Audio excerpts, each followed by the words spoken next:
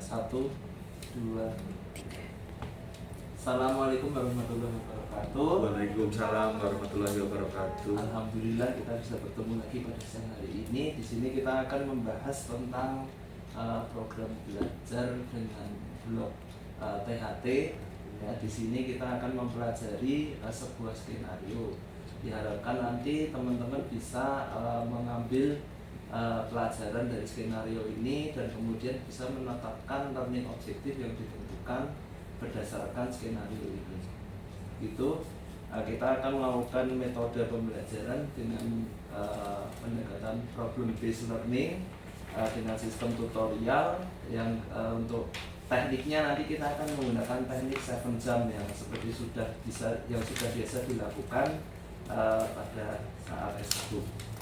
Ya, mungkin untuk mempersingkat waktu saya akan sampaikan skenario tutorial pada siang hari ini. Silakan dibaca, Amel. Untuk skenario-nya, jadi pasien datang dengan keluhan epistaxis, EIGD, diantar oleh keluarga, dan dalam kondisi somnolen dan lemah saat diajak berkomunikasi. Pasien tidak menjawab dengan baik, dari vital sign didapatkan nadi lemah 120 kali per menit, tensi 80 per 60, respiration rate 20 kali per menit, saturasi oksigen 96% room air, capillary refill time lebih dari 2 detik. Ya, dari skenario tersebut sudah dibaca ya. Ya, sekarang kita masuk ke langkah pertama dari 7 jam, yaitu mengenal dari istilah-istilah yang asing. Ya, coba Amel, ada istilah-istilah asing apa di sini? Seperti ini misalnya. Mungkin epistaxis itu apa dong? Oh ya, terus Habib. Ini kan datang pasien dalam kondisi somnolen. Kita ingin mengerti gambaran dari keadaan somnolen itu seperti apa. Ya, setelah dicatat somnolen. Setelah itu ada lagi Amel. Mungkin ini. Saturasi oksigen itu apa dong? Ya, saturasi oksigen. Terus Habib.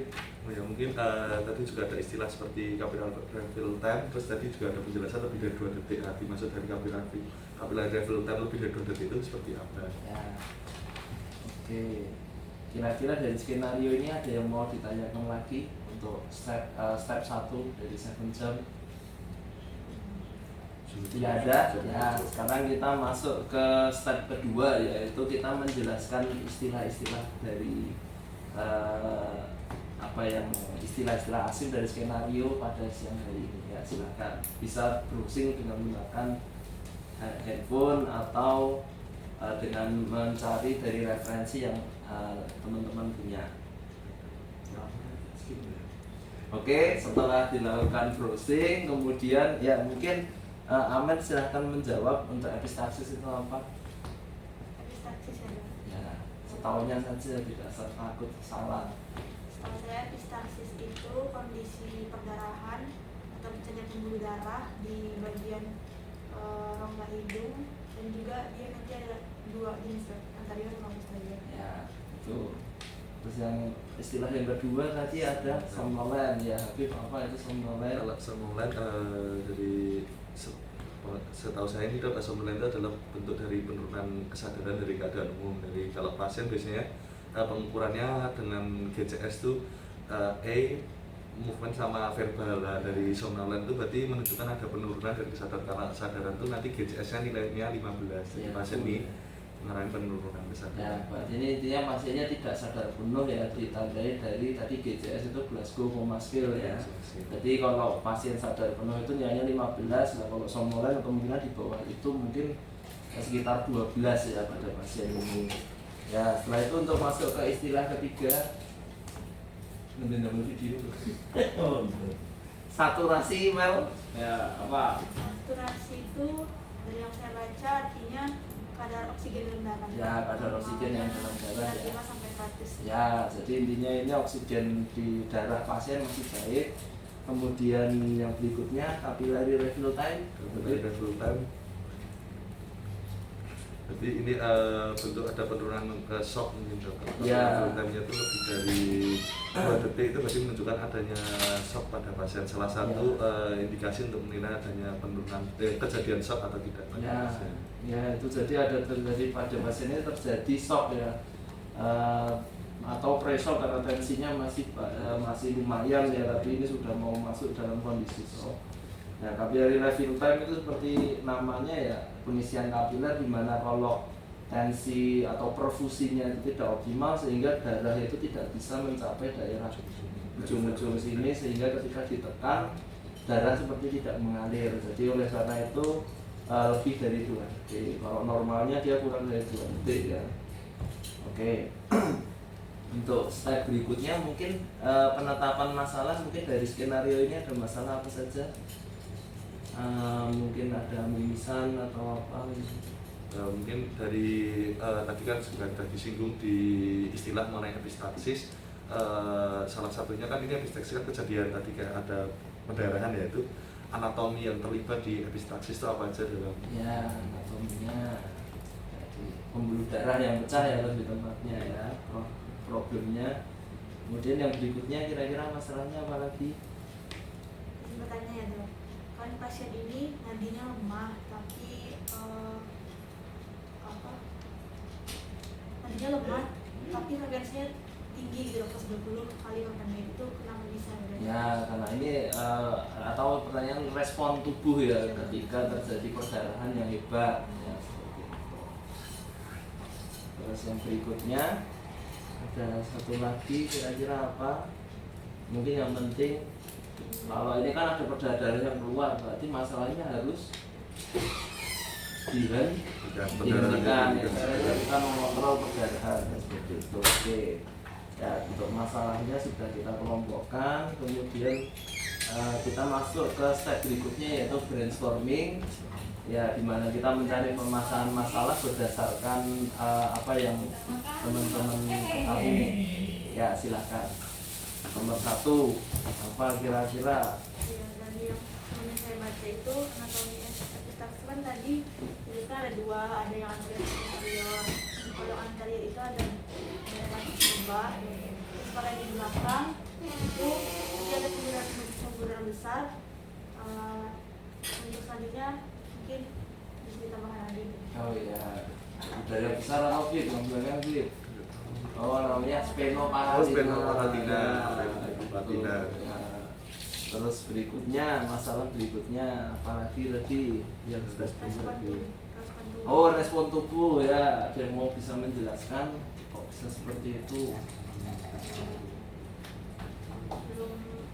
Oh, belum coba. Ini mungkin ini kita penawaran aja ya, ketika ada darah yang keluar ya. Oke, berarti kan tubuh itu akan kekurangan oksigen sama kekurangan darah ya, ada oksigen sama darah. Padahal tubuh kita itu butuh bahan bakar yaitu oksigen sama darah tadi ya, yang berisi nutrisinya itu tadi. Lah ketika darahnya berkurang, apa yang terjadi? Darahnya berkurang berarti respon dari darah itu tidak sampai ke tidak sampai bagian ujung-ujung tubuh. Biar sampai gimana? Responnya memompanya lebih cepat. Nah itu tadi ya, itu yang bisa kita jelaskan ya, bisa kita pahami dengan logika sederhana.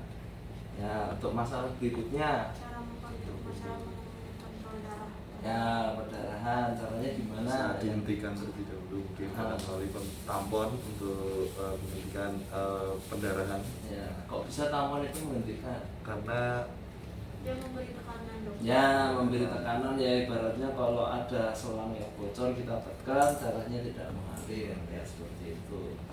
Oke, selanjutnya kita sudah masuk ke step 4 ya, coba digambarkan aja berarti tentang epistaxis, coba digambarkan bagannya ya, atau apa tuh namanya, bagan kerjanya, kerangka konsepnya ya.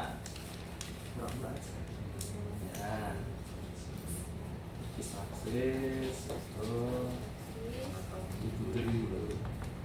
Nah, terus habis itu bisa terjadi shock.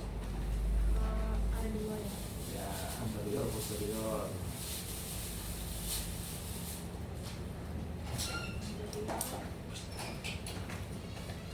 Ya, itu di bagian jalan itu nanti shock gitu. Terus Saya apa tiga video. Shock. Terus habis itu untuk menghentikan shock kita harus gimana? Kita stop perdarahannya dengan tampon. Bawah itu tampon.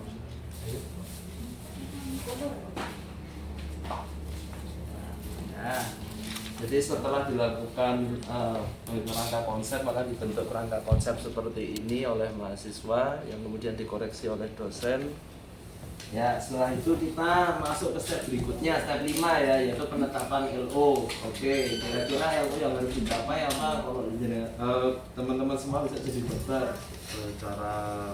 Cara mungkin merespon bagaimana untuk menghindari kejadian shock pada pasien. Ya, satu untuk itu karena mengapa itu penting karena kalau dalam kondisi shock pasien itu dalam kondisi kritis ya atau tidak stabil dan bisa jatuh ke kondisi yang irreversible ya atau sudah tidak bisa kita lakukan pertolongan atau resusitasi ya. Setelah itu apalagi Mel?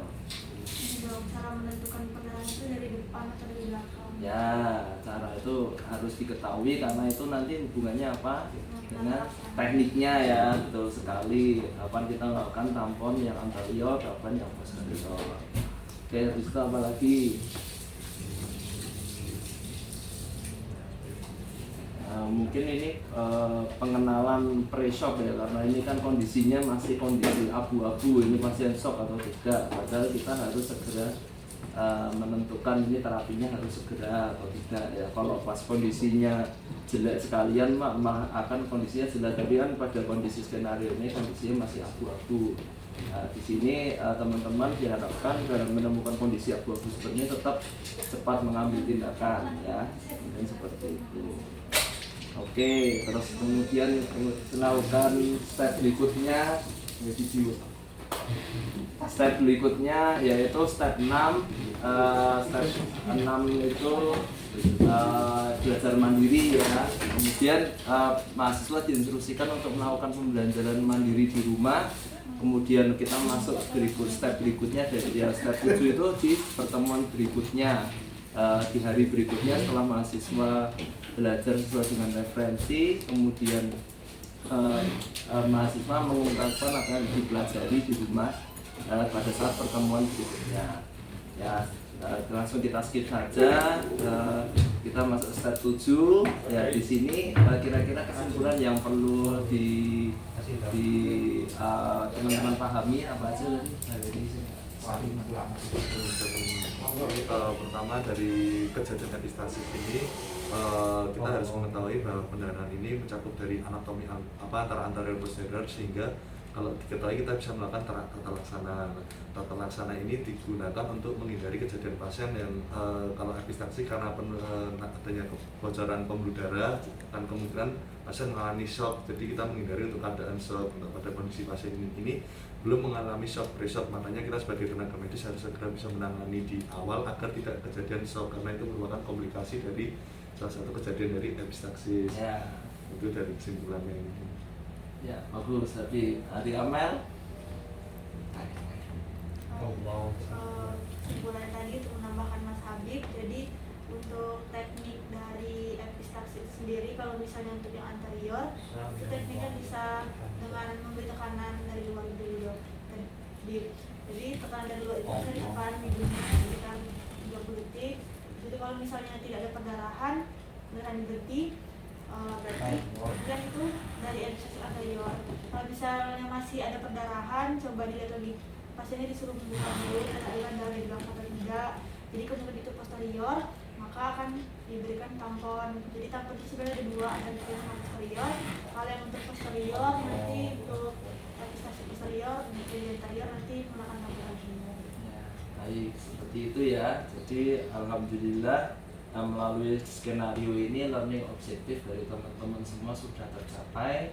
Semoga nanti bisa bermanfaat pada saat teman-teman sudah lulus nanti dalam berpraktik sebagai dokter.